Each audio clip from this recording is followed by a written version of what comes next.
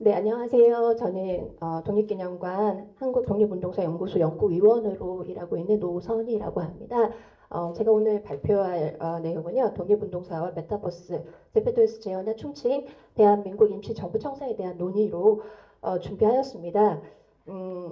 이렇게 발표 자료이기 때문에 PPT를 만들어야 된다는 그런 생각이 많이 들어서 사실 어제 오늘 급히 만들어서 문제가 좀 있는데 그래도 발표 자료를 PPT를 이용해서 발표문을 읽는 방식으로 진행하도록 하겠습니다. 죄송한데 마이크를 좀 써도 될까요?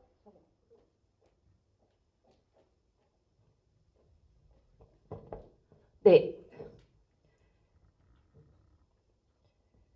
네, 목차는 이제 발표문과 동일합니다. 초록 그리고 이제 첫 번째 초연결 정보화 시대 메타버스와 Z세대 그리고 두 번째 메타버스와 공공역사 제페토 그리고 독립기념관 세 번째로 메타버스 속에 재현된 독립 공공역사가 갖는 함의 및 논의점의 순서로 발표를 진행하도록 하겠습니다. 네, 첫 번째 그 초연결 정보화 시대 메타버스와 Z세대인데요. 초연결 정보화 시대를 이제 논의함에 있어 메타버스를 빼놓을 수는 없을 것입니다. 메타의 초연결과 유니버스의 우주를 뜻하는 메타버스는 초연결성, 그러니까 하이퍼 커넥티비티로 이어지는 네트워크 사회, 곧 초연결 사회의 가장 대중적인 도구로 이용되고 있습니다. 더불어 대략 반세기 전부터 그 논의가 시작된 정보화 시대에서도 메타버스는 이른바 디지털 일상생활의 신기술로 인식되고 있습니다. 메타버스는 현실 세계를 가상의 공간에 재현하는 가상세계 플랫폼으로 사용자들 간의 공간을, 시공간을 넘어서는 연결을 이루어내고 있다고 평가할 수 있습니다. 이른바 4차 산업혁명 시대에서 메타버스는 가장 중요한 산업의 하나로 인식이 되고 있습니다. 그러나 일부에서는 20여 년 전 국내에서 사랑을 받았던 싸이월드 그리고 유사시기 미국에서 출시되어서 직장인들을 중심으로 인기를 끌었던 세컨 라이프와 큰 차이가 없다라는 평가절하하는 시선 또한 존재합니다. 그럼에도 불구하고 메타버스라는 신산업은 기존의 경제 활동 및 가치 창출 방식에서 차별화된 지점이 존재합니다. 예컨대 게임, 영화, 음악, 애니메이션, 방송, 광고, 캐릭터로 이어지는 새로운 콘텐츠의 형식, 적용 방식, 그리고 적용 영역의 확장이라는 맥락에서 메타버스는 새로운 경향성을 보여줍니다. 구체적으로 기존 산업 생태계의 구조, 그리고 생산자와 소비자의 역할이라는 고정적인 문법을 벗어나 구조의 변동 및 역할의 이동이라는 변화에 주목하게 하는 지점들이 그러합니다.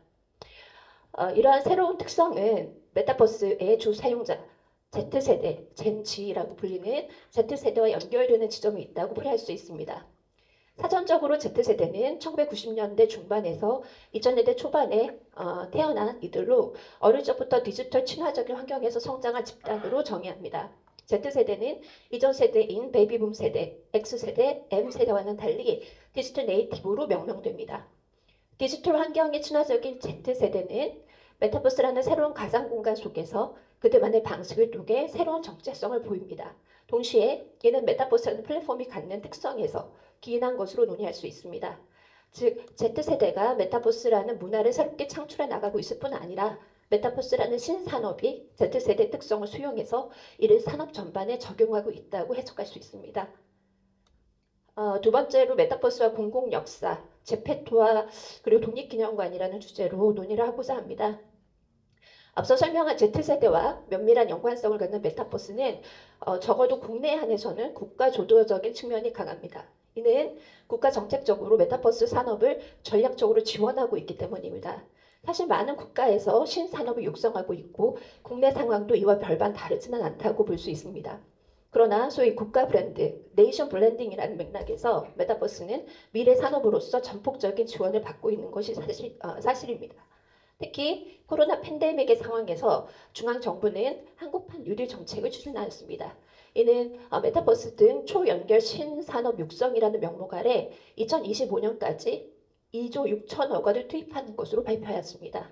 이 시기 국내 신문에서 메타버스와 연관된 기사들이 쏟아졌는데 첫 번째 한국판 뉴딜 종합계획, 한국판 뉴딜 2.0 추진계획, 디지털 뉴딜 2.0 초연결, 신산업 육성 메타버스, 신산업 선도 전략 순서로 정책들이 발표되었습니다. 특히 중앙정부는 메타버스로 대표되는 신산업을 미래 산업으로 지정해서 막대한 예산을 투입해 이를 육성하고 있습니다. 그중 대표적 사례가 네이버 지에서 개발한 제페토입니다. 제페토는 메타버스의 여러 플랫폼들 중 하나로 아바타를 특징으로 하는 플랫폼입니다. 이러한 제페토는 코로나 이후 급부상하였는데 코로나가 일으킨 팬데믹의 상황은 비대면 환경을 일반화시키고 가상 세계에 대한 관심을 급증시켰기 때문입니다. 제페토의 부상을 이해하기 위해서는 이 플랫폼이 네이버 지가 개발한 메타버스라는 지점에서 출발할 수 있습니다. 네이버는 국내 검색 엔진 중 가장 많은 사용자를 보유한 인터넷 검색 엔진이자 국내 인터넷 환경을 보여준 대표적인 기업입니다. 이러한 네이버의 자회사인 네이버 G가 개발한 제페토 메타버스 플랫폼은 증강현실, 아바타 서비스를 제공하는 일종의 소셜미디어로 정의할 수 있습니다. 제페토라는 플랫폼에서 사용자들은 아바타라는 매개체를 이용해서 다수의 사용자들과 소통을 할 수 있습니다. 또한 제페토는 사용자들이 직접 제페토 월드 제작을 가능하게 하는데 이런 측면에서 사용자들은 이용자가 아닌 공급자가 될 수 있습니다. 네. 이처럼 개방적 구조를 갖는 제페토는 경쟁업체인 로블록스, 마인크래프트와 달리 한국어 기반의 요미한 제작을 그 장점으로 작용합니다. 무엇보다 얼굴 인식을 통한 아바타 제작이 가능하고 이를 통해 여러 플레이를 할 수 있다는 점에서 주목을 받고 있습니다. 특히 한국의 엔터테인먼트 회사가 네이버 지에 투자에 참여했을 뿐 아니라 여러 K-팝 그룹들이 아바타를 만들어 사인회 및 콘서트와 같은 활동을 진행하고 있습니다. 즉 제페토는 가상 공간에서 K-팝 엔터테인먼트 사업의 주요 연결 통로가 되어가고 있는 것입니다. 영어가 아닌 한국어를 기반으로 하는 K-팝 그룹이 참여하고 있는 플랫폼이라는 점에서 제페토는 한국적 장소의 개발이 가능하다는 평가를 받습니다. 동일한 맥락에서 전체 이용자들 중 80%가 10대 청소년이며 90%가 외국인이라는 점에서 한국 문화에 대한 홍보 및 교육적 효과를 기대할 수 있다고 논의됩니다. 이와 같은 시대적 분위기 속에서 독립기념관에서는 제페토 내 독립기념관 월드를 만들었습니다. 예, 제가 좀 이렇게 캡처한 부분들인데요. 이따가 이거를 유튜브 잠깐 소개하도록 하겠습니다. 이와 같은 시대적 분위기 속에서 이렇게 제페토 내 독립기념관 월드를 만들었습니다. 그래서 2022년 광복 77주년을 기념해서 대한민국 임시정부 층층청사를 메타버스 공간에 조성한 것입니다. 독립기념관 제페토 월드를 만들어서 사용자들이 아바타를 활용해 독립기념관이라는 공간에서 다양한 플레이를 할 수 있도록 제작을 하였습니다. 이걸 먼저 제가 잠깐 소개를 드리도록 하겠습니다. 2분 한 30초 정도 영상인데 잠깐 보여드릴게요. 안녕하세요 여러분. 저는 독립기념관 제페토 월드를 지키는 결애라고 해요. 독립기념관 제페토 월드를 궁금해하실 여러분을 위해 열심히 뛰어다니며 소개해드릴게요. 출발, 렛츠고! 여기가 독립기념관 제페토 월드? 실제 독립기념관 같이 결애의 탑이 먼저 반겨져요. 정말 비슷하게 만들었죠? 영차!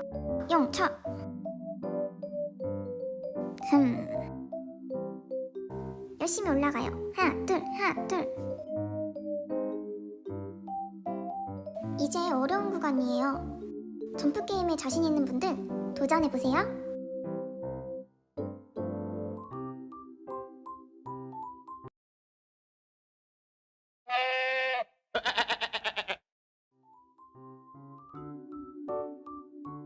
여러분, 불길한 예감은 틀리지 않습니다.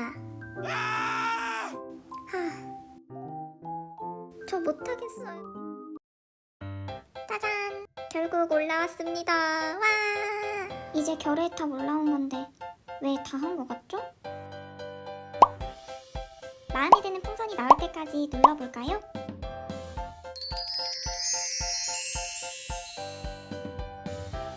차도 빌려서 타볼 거예요. 흰색.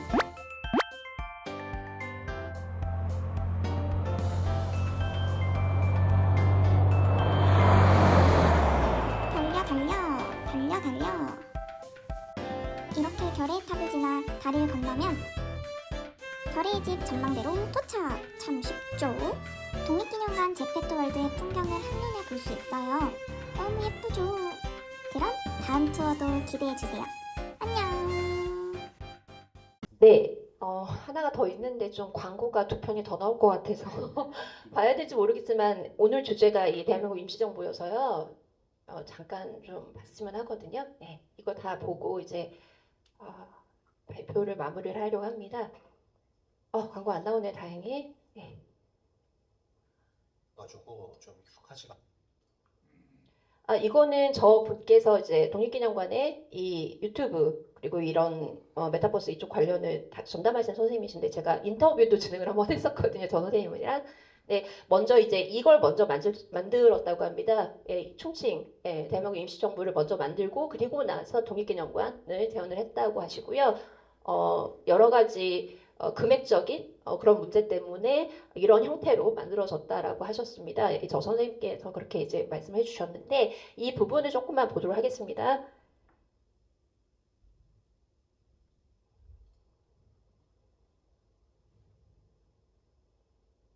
이분이 이제 이걸 실현하는 걸 보여주신 거거든요. 예.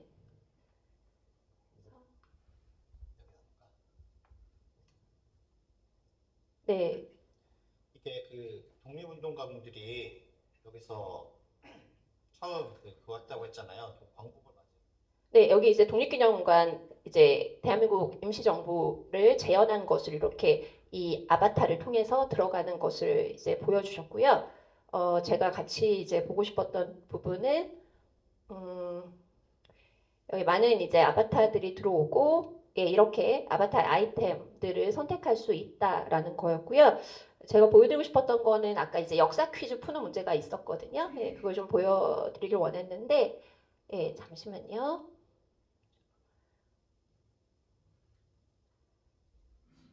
아까 이제 독립기념관의 결의 답 부분은 그냥 일반적인 프로그램, 제페토에서 제공하는 프로그램들로 이제 되었기 때문에 뭐 자동차 스포츠카를 탄다거나 이런 식의 플레이였지만 이 충칭 대한민국 임시정부 청사의 경우에 있어서는 이렇게 이제 회의실을 재현을 하기도 하고요. 그리고 대한민국 그 임시정부 요원들의 집들을 구현을 하기도 했었고, 그리고 이제 이따 보시겠지만 역사 퀴즈를 풀면서 공간을 이동하는 것들을 좀 재현을 시켰습니다.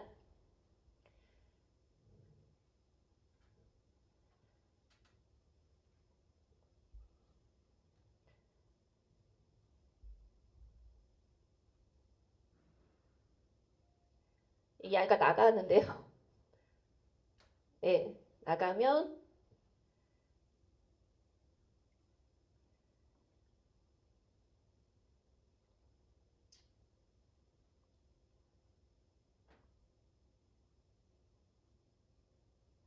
예, 여기 보면 문제를 풀죠. 퀴즈를 통해서 이렇게 이동이 됩니다. 예, OX 퀴즈로 만들어 놨는데요. 이걸 선택을 하면 공간이 또 이동되는 예, 이런 식의 플레이를 할 수 있도록 예, 프로그램을 구성하였습니다. 네, 여기까지만 보도록 하겠습니다. 예, 그러니까 제페토에서 독립기념관에서 만든 월드는 두 가지가 되는 거죠. 하나는 독립기념관, 결의탑을 중심으로 한 전시관, 두 번째가 이 충칭 대한민국 임시정부 청사가 되겠습니다. 네, 이어서 이제 발표를 드리면 아까 말씀드린 것처럼 광복 77주년을 기념해서 네, 이렇게 만들었다라고 합니다. 그럼 저는 이것이 가는 함의에 대해서 그것을 분석을 해보고 그것이 가는 함의에 대한 논의를 하면서 발표를 마무리하도록 하겠습니다. 방금 보신 것처럼 이제 독립기념관 제페토 월드는 단지 그 역사적 장소로서 가상 공간 속의 기념관을 전시하였을 뿐 아니라 사용자들이 여러 플레이를 경험할 수 있도록 프로그램을 구성하였습니다. 월드 속에서 역사 퀴즈를 풀 수 있을 뿐 아니라 제페토 본연의 목적에 맞게 아바타를 통해 다양한 종류의 아이템을 선택할 수 있도록 하였습니다. 그 중에는 대한민국 임시정부 요원들이 입었을 복장 및 모자까지도 선택 가능하도록 설계하였습니다. 이는 오프라인의 공간에서의 기업 문화의 장소로 인식되고 있는 기념관 그리고 대한민국 임시정부 충칭청사가 온라인의 공간에서 아바타를 통한 여러 플레이를 통해 역사 문화 공간으로서의 정체성을 획득하게 하는 효과가 있습니다. 오프라인 공간에서 지난 30여 년간 그 명맥을 유지하고 있는 독립기념관은 이른바 올바른 국가 간의 확립이라는 목적 아래 독립운동을 주제로 기획되어 전시 교육 연구를 수행하고 있습니다. 그러나 그 이면을 들여다보면 한인 남성 중심의 민족주의적 경향성을 내재한 채 이른바 민족의 독립운동이라는 주제 아래 이론적이고 특정한 젠더 중심의 전시를 지난 30여 년간 시행하고 있습니다. 사실 오늘날 박물관은 이념적 또는 정치적 맥락에서 바람직한 역사를 대중에게 제시하는 공공 역사의 한 분야로 인식하고 있습니다. 그중 역사 박물관은 집단 기억 서술을 통한 기억의 정치를 재현하려는 경향이 있다고 논의되는데 이러한 특성은 역사 박물관을 정치적, 이념적, 국가 정체성을 제시하는 정치적 공간으로 변모시킵니다. 이는 기념관 또한 마찬가지입니다. 독립기념관은 국가가 국민들에게 바람직한 역사를 제공하는 정치적 공간이자 공공 역사의 실천의 장인 것입니다. 이러한 정치적 시각이 내재된 독립기념관은 전시를 구성한 설계자의 의도대로 남성 집단 중심의 기억의 정치를 재현하고 있다고 비판을 받을 수 있습니다. 온라인에서 재현이 되는 독립기념관, 제페토 월드는 그 방식이 조금은 다르다라고 볼 수 있습니다. 아바타를 매개로 이루어지는 온라인에서의 독립기념관은 오프라인에서와는 달리 민족주의적인 시각, 젠더 차별적 시선이 다소 완화되는 효과가 있습니다. 이는 메타버스라는 사용자 중심의 플랫폼에서 제시하는 조건들, 즉 아바타라는 형식을 차용해 여러 공간에 이동해가며 각 공간에 대한 개인적 체험을 선택 수행한다는 점에서 기인합니다. 다시 말해 공공 역사의 장소가 사용자의 공간, 사용자 입장에서는 폐쇄적이고 수동적인 특성이 강하게 발현되는 공간이라면 메타버스 속의 공공 역사의 공간은 보다 개방적이고 사용자 입장에서 적극성을 발휘할 수 있는 장소가 됩니다. 이 같은 개방적 적극적 특성은 독립기념관 제페토 월드 자체가 비록 현실, 오프라인 및 가상, 온라인 공간에서 남성 중심적 전시 구성을 제시한다 할지라도 이를 이용하는 사용자들은 아바타의 자유로운 젠더 선택을 통해 플레이 경험을 개인화시킨다는 점에서 젠더 차별적이라기보다는 무성적이다 라고 논의할 수 있다고 생각합니다. 마지막으로 메타버스 속에 재현된 공공 역사가 갖는 함의 및 논의점에 대해서 말씀드리겠습니다. 독립기념관 제페토 월드를 통해 본 가상 세계 속의 공공 역사는 근본적으로 현실 세계와 큰 차이점은 없다라고 볼 수 있습니다. 메타버스는 현실과 가상을 이어준 매개체로 작용하고 있을 뿐입니다. 그러나 이를 공공 역사를 재현하는 독립기념관 제페토 월드를 이용하는 사용자의 경험은 다르다고 생각을 합니다.